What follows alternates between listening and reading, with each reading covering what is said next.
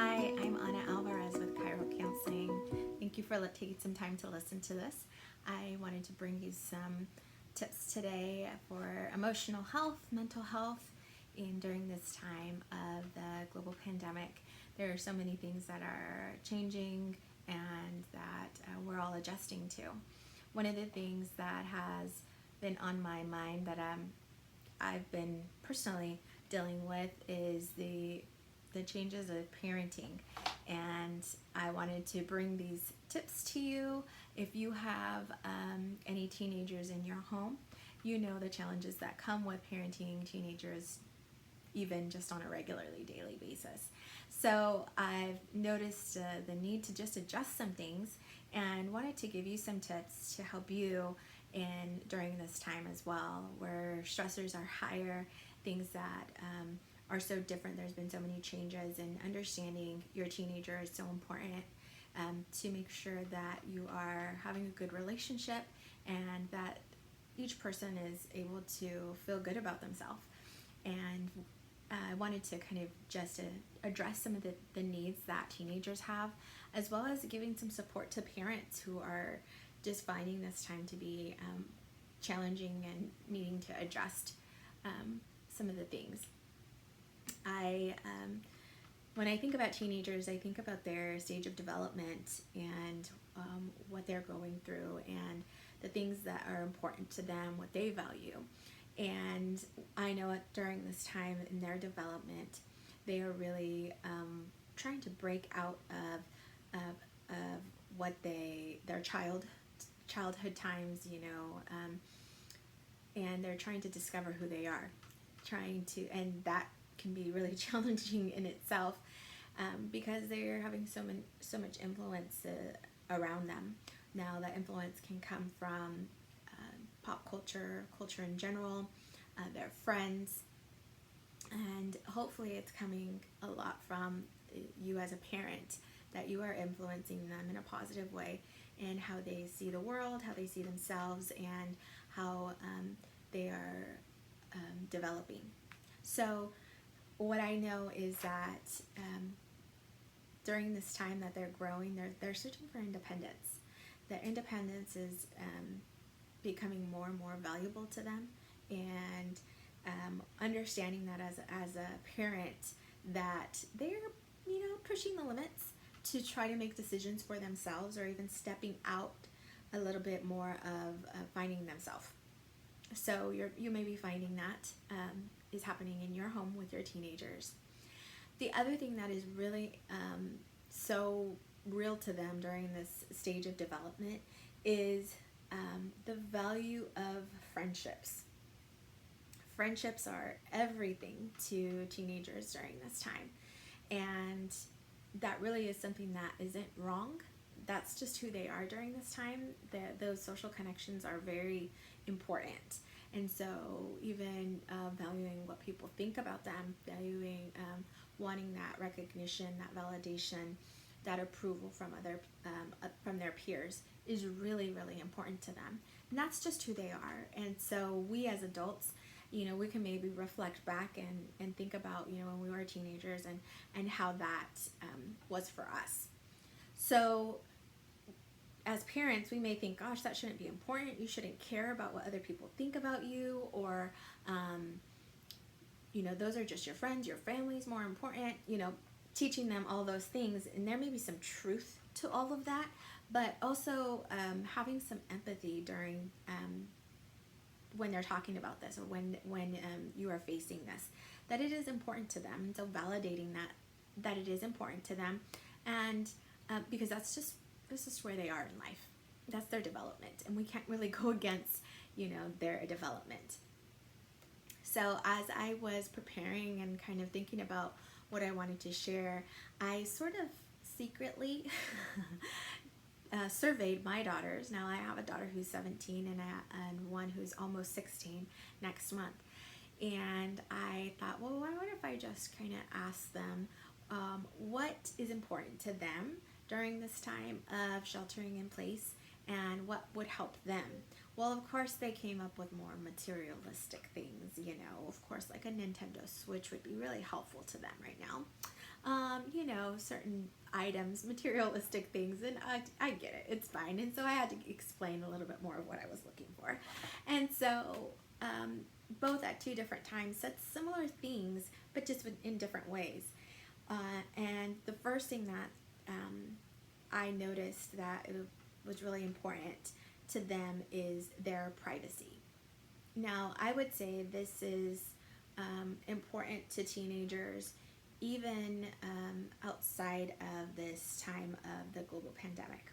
But because we are spending so much time together as a family or with your family, having privacy is even more valuable to them because they don't have anywhere else. So one said privacy, the other one said space. I just want some space. And I get it. Totally fine. And I want that for them, and I can see the value in that. Wanting their privacy, wanting their space, wanting some time just for themselves. Now, we as adults, we want that too. We like our space, we like our privacy, and we like time just by ourselves. And so understanding that for our teenagers, and as a parent, making sure that they are allowed to have that time and to take by themselves some privacy and some time alone.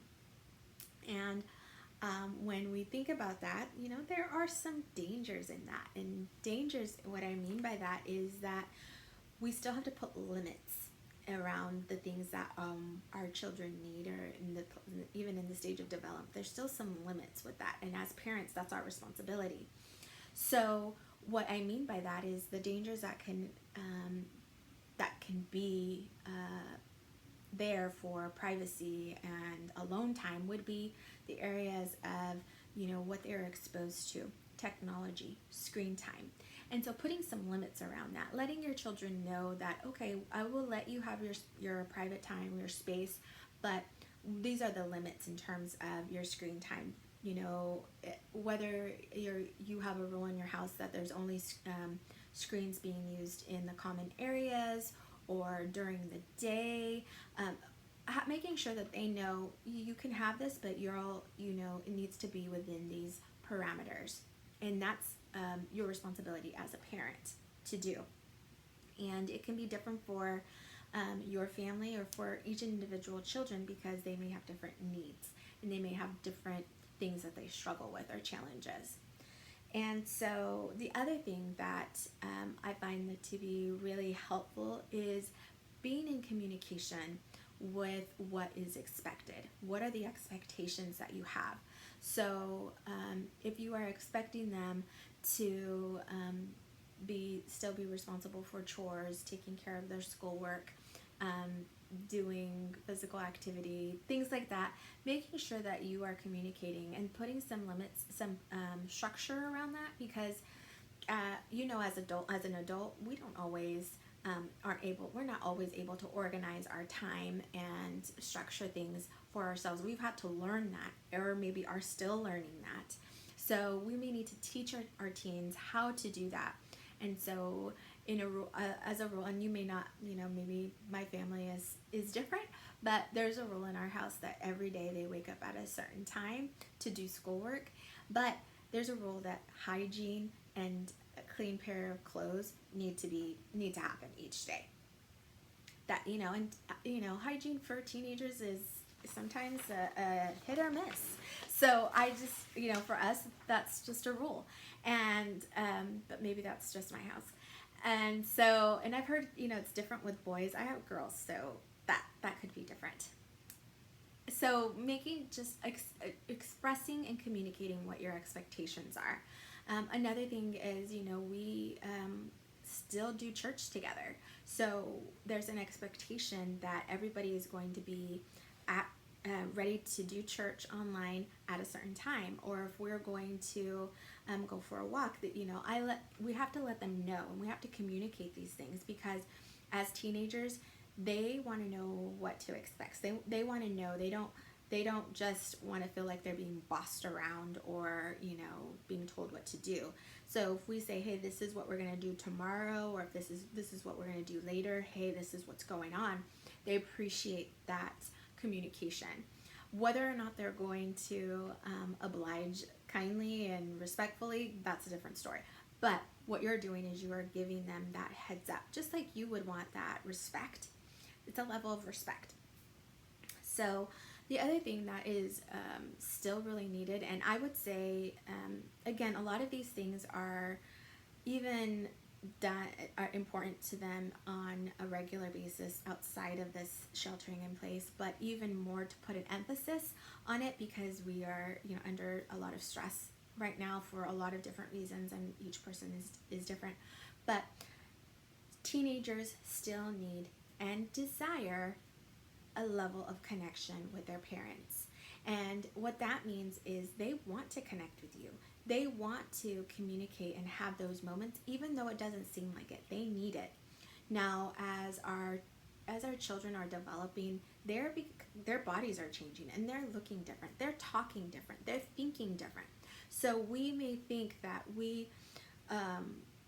the way we relate to them, it's so different now, right? But that level of connection is still so important.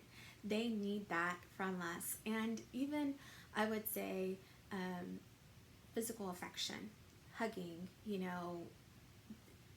giving them a kiss and, showing that physical affection. We are so, it's so easy for adults to do that for younger children, babies and even like little ones, that we will go to them and give them a squeeze and give them a hug or a kiss. And it tends to be less and less as our kids get older. But I'm really telling you that is so needed. And even if you do it as, just being silly, like, oh, hey, I'm going to give you a hug, here's my, physical touch for today, or snuggling them with during a movie, just, really quick. And it may be really awkward. It may be even something that's just not normal for you to do. But what I would say is, like, just keep doing it, because you're trying to do something different, and that is a benefit, even though it feels different because you haven't done it before, or you just haven't put a lot of attention to that. Keep doing it, because then it will become more of a norm than something so awkward and, strange. Okay. The other thing I would say is really just validating their emotions and what they're going through during this time. Like I said, friendships are really important, and they have experienced a sense of loss with school not being taking place anymore. They are out of school, so that has brought about a lot of loss for them, and for each student, depending on what they've lost. So their regular routine, seeing their friends, seeing their teachers, it being a safe place, it being something that they may look forward to, or it's just something that they're used to. Also, those kids who may have been experiencing the loss of just end of school activities or sports, clubs, or even things that those seniors that are experiencing the loss, validating those emotions and really taking the time to hear them out. Now, making those times, like I said, for connection, we have to create opportunities. It's not always like, like when we would pick them up from school or see them after the end of the day, would say, hey, how was your day? Well, what would they say? It was fine. We didn't do anything. You get these like blunt, like they don't even care about saying anything. But what you want to do is you want to create moments where they are more prone to talk, so that may be like the dinner table, or maybe doing something outside. It could be an activity. Maybe you're cooking together. Maybe you are just doing some kind of activity or physical, a walk or something like that. If we don't create those moments, the opportunities aren't going to be there. We can't expect for them to be there if we're not creating those times.